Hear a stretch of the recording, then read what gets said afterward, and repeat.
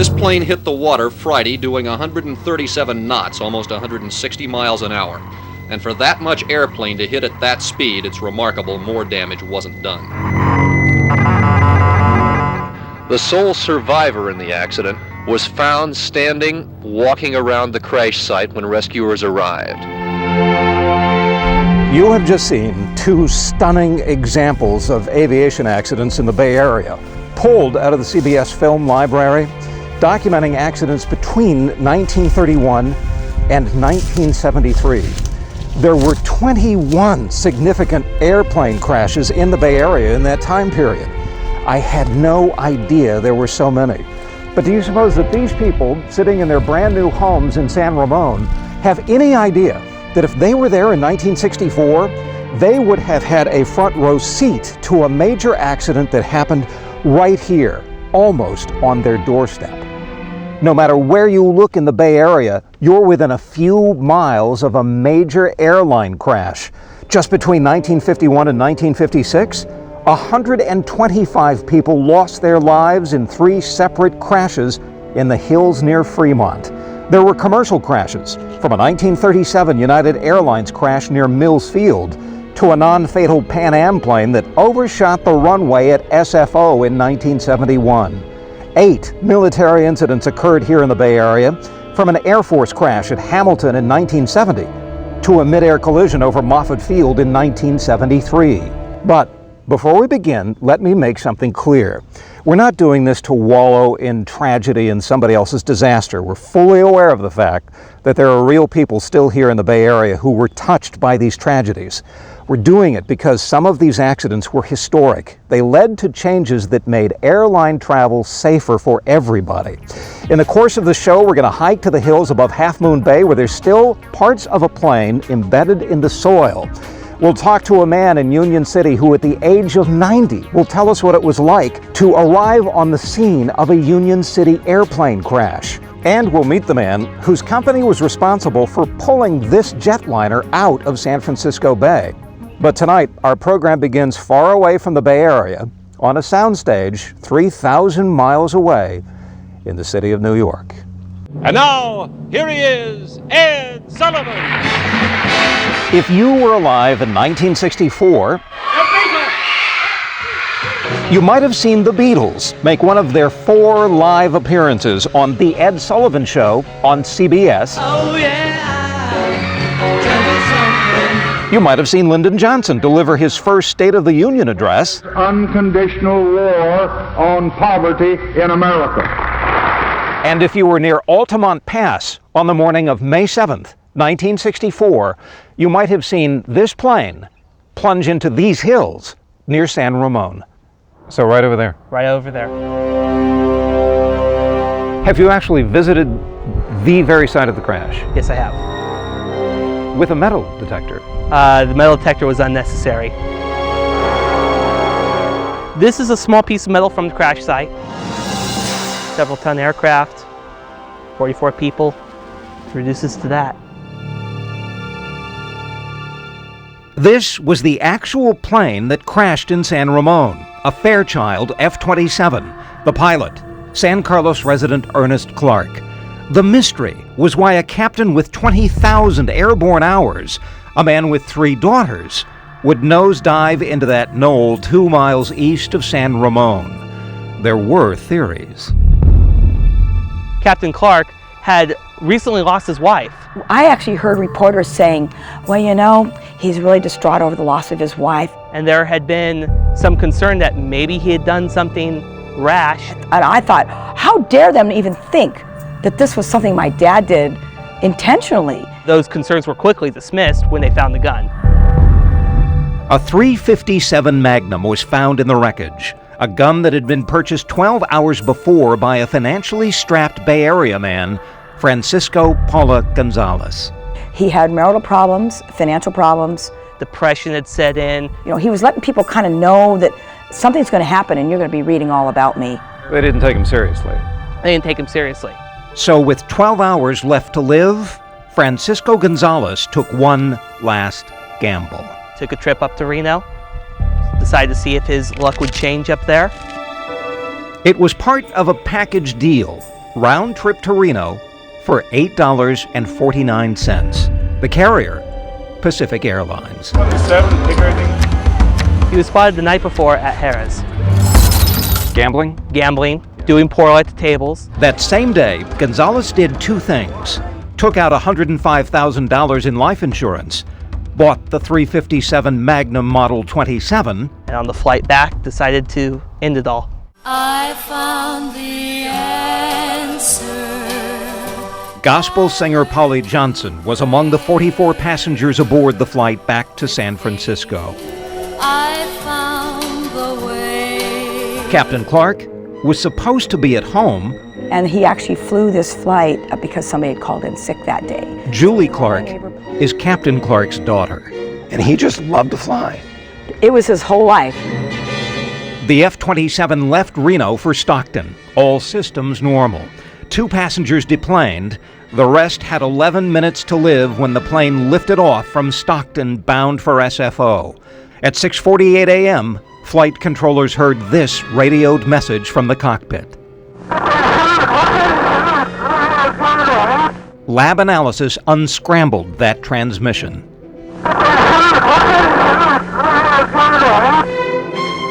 Gonzalez apparently entered the cockpit and shot both pilots. Flight recorders show the F-27 going into a steep descent, falling almost half a mile in 22 seconds. At 6:49 a.m., a nearby seismograph recorded a disturbance of unknown origin. Captain Clark still might have been blamed for the accident if it hadn't been for the presence of that early cockpit voice recorder. But his tragedy seemed complete anyway. The boy who was Nebraska's youngest pilot in 1929 had by 1964 left behind 3 orphaned daughters. It was my hero. I'm sorry. I can't believe 45 years later. And if he could be here today, Captain Clark himself would probably weep. For joy. If he could see what, of all things in the world, his daughter Julie has done since. The girl who lost her father to one of the first airline terrorist acts remembers when she confronted her Aunt Arlene. I remember I went to her one day and I said, Arlene, I really want to take flying lessons. Your dad was killed in a plane, for God's sakes. Why in the world would you want to do that? Julie got those flying lessons. And I started on the F-27, which happened to be the airplane my dad was killed in. Became a pilot for Northwest Airlines. And the reason we're showing you this acrobatic flight footage? Being an airshow pilot never gave it the wildest thought. Somehow, Julie Clark became one of the top 5 women aerobatic pilots in the world. I just love flying.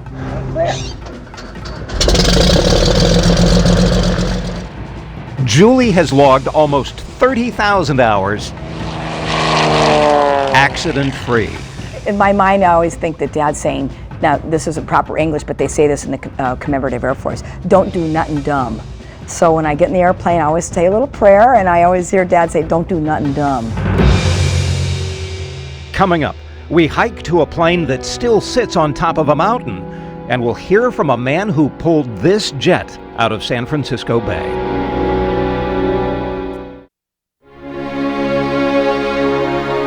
Welcome back as we turn the pages of our history, remembering some little-known but long-forgotten airline crashes in the Bay Area. Now, correspondent Dave Stoelk climbs the coastal range to discover a plane that still sits on the mountain. It's an area of quiet tree-cloaked groves and rolling hills. But one foggy October morning in 1953, this beautiful landscape was turned into a deadly inferno.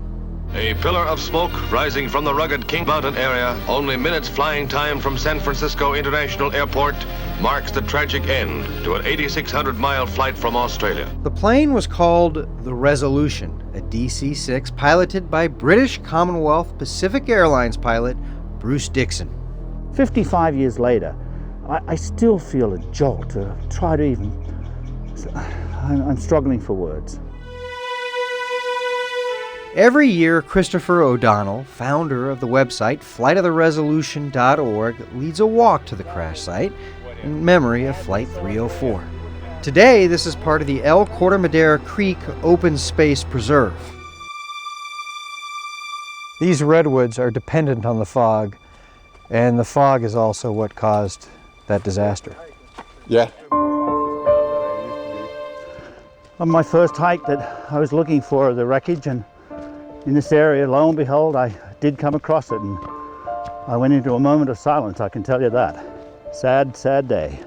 Now, back in October of 1953, there was no way for the pilot to know his exact location. Half a century later, handheld GPS devices can pinpoint coordinates and elevations instantly. If those pilots had this little 4-inch device, they wouldn't have hit that mountain. According to the accident report, Captain Dixon thought he was over and to the east of the 2,400-foot Kings Mountain on his final descent into SFO. And in that report is a singular statement that really says it all. The pilot reported, quote, southeast turning inbound on his radio. However, his actual position was southwest of the airport of SFO. In other words, he didn't know where he was. He was headed straight toward a mountain. So imagine one of these trees here. He hit and clipped off a tree in that direction, came right in here, twisted probably around about here, and 5-7 seconds later, straight into the face. That was a horrible 5 seconds.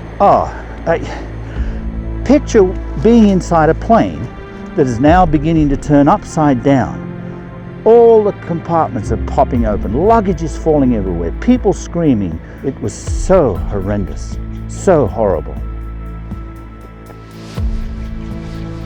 Let's go on. You can see how it just drops right off there. Oh yes, and no railings on this trail. This is it, Dave. This is the final resting place of the Resolution. Right here on this rock, look at this. This is a piece from Flight 304.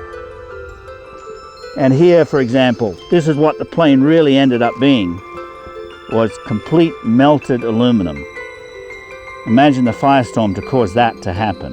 Is this a piece of the fuselage? This would be a piece of the wing or one of the flaps. While many of the pieces of the crash are unbelievably still visible at trailside, the 13-foot section of wing that first clipped a treetop rests hundreds of feet below in a restricted ravine. Were you to hike here, you are not allowed off the trail, and you're not allowed to touch these pieces, and common courtesy would dictate that too. We're at a graveyard. 19 people ended their lives right where we're standing and sitting now.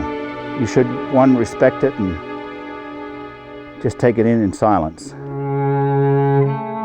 And according to my GPS unit, we are, of course, right on the spot, 1,920 feet above sea level. And for all you geocache enthusiasts, we will publish the Wayfair coordinates on our website, cbs5.com/Eye on the Bay.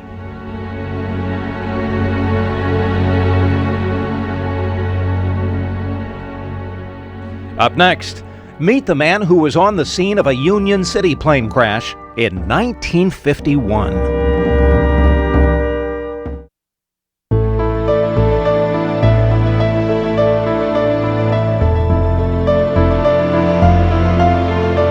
Hundreds of planes land at Oakland Airport every day. But on one day in 1951, one Oakland-bound flight ended tragically, just a handful of miles before it would have touched down. Tore itself to pieces. Carnage like you couldn't imagine. Early morning, August 24th, 1951, United Airlines Flight 615 was wrapping up an overnight trip from Chicago to Oakland. On board, 50 people, 6 crew members, and 44 passengers, mostly Bay Area residents. At 4:11 a.m., the pilot, Captain Marion Hedden from Redwood City, made routine contact from Stockton. But then, 17 minutes later, the fireball was seen for miles. 2 explosions woke the people of Union City. Emergency crews rushed up here. Rescue crews raced to the site. They found a nightmare of bodies, smoke, and fire. There aren't many volunteers left who were at the site that grisly morning, but we found one. His story in a minute. Onward. Eye on the Bay producer Reuben Manis set out to the actual site of the crash in Dry Creek Pioneer Park. He enlisted the help and the 4x4 of East Bay Regional Park Supervisor Ron Mueller. So it was flying in too low, probably here. Yeah. And hit this side of the hill. Mm-hmm. And most of the debris ended up landing down on this hillside right here. Many shards of Flight 615 have found their way to this memorial at the Union City Museum. Here, we met 90-year-old Elvin Rose. When the plane crashed, he was Union City Fire Chief. I was out bowling, and it came over the thing while we were bowling there that this happened, and the ARC truck, obviously from here, raced up there. No roads to go near it. Everything was the hard way. These people were all laying out there, didn't know whether they were dead or alive. After a 7-month investigation, the Civil Aeronautics Board found the cause to be pilot error. At 4:25 a.m., Air Traffic Control received the last transmission from Flight 615, and that's when the pilot may have made a fatal mistake. This is the standard route, left turn over Newark and into Oakland Airport. But Flight 615 turned left over the lights of the wrong town, Niles, 3 miles to the east.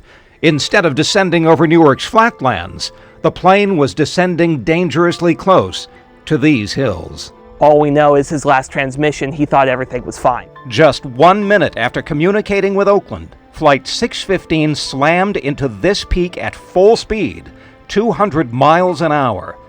And regardless of any mistakes the pilot may have made, one piece of technology may have saved the lives of those on board, but it wasn't installed at the airport. At the time, there was no surveillance radar out of Oakland. This tower would have said, "You're coming in awfully low. Pick up some altitude." And where was the radar? It was off fighting a war. Because of the Korean War, the surveillance radar hadn't been installed yet at Oakland. Today, the hills have healed. The sights and sounds of the Union City crash live only in the hearts of those who lost loved ones, in the shards at this tiny museum, and in the memories of the few people left who saw it themselves. It was a tough situation under the circumstance, because there was nobody alive there, to tell anything, and very difficult.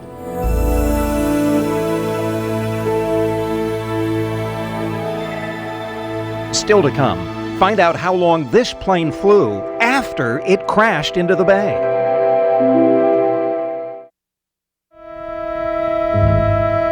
It was a weekend, I can remember that, and it was freezing cold. Brock Settlemeyer will never forget the weekend he fished a bird out of San Francisco Bay. Oh, it was unbelievable. The plane was sitting in the water with halfway submerged just up to the doors. On November 22nd, 1968, a Japan AirLines DC8, the Sheikah, missed its approach and settled into shallow, muddy waters 2.5 miles short of SFO. No injured passengers, which was amazing. They never got their feet wet. The plane did. The multi-million-dollar aircraft was brand new, so the airline hired Brock's company, Big E Drayage of San Leandro, to resurrect the Sheikah. It was quite a complex, highly compressed operation in a short period of time.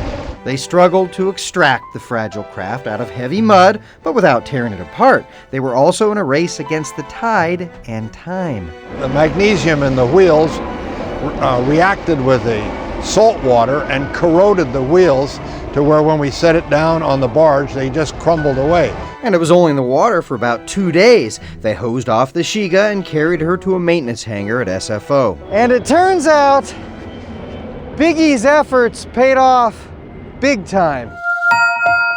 4 months later, Sheikah flies, salvage successful. Big jet is saved by Big E experts. The tiny company founded by Henry Big E in 1916 made a big name for itself. That was an Aviation Weekly, Big E Drayage is now Big E Crane and Rigging. The East Bay company has since gone worldwide, known for using its Big E cranes to do big jobs. Brock retired a few years ago, around the same time that Sheikah retired as a cargo carrier. Here she is 35 years after the accident in 2003. None of the incidents that we covered tonight mentions San Jose's International Airport. There's a reason for that. They've never had a major accident associated with them. Not bad for an airport that serves 11 million passengers a year. One more thing before we go. We have rare archival footage that you have not seen on the show yet of aircraft accidents in the Bay Area. To see it for yourself, log onto our website, cbs5.com/EyeOnTheBay. I'm Brian Hackney. Thanks for watching.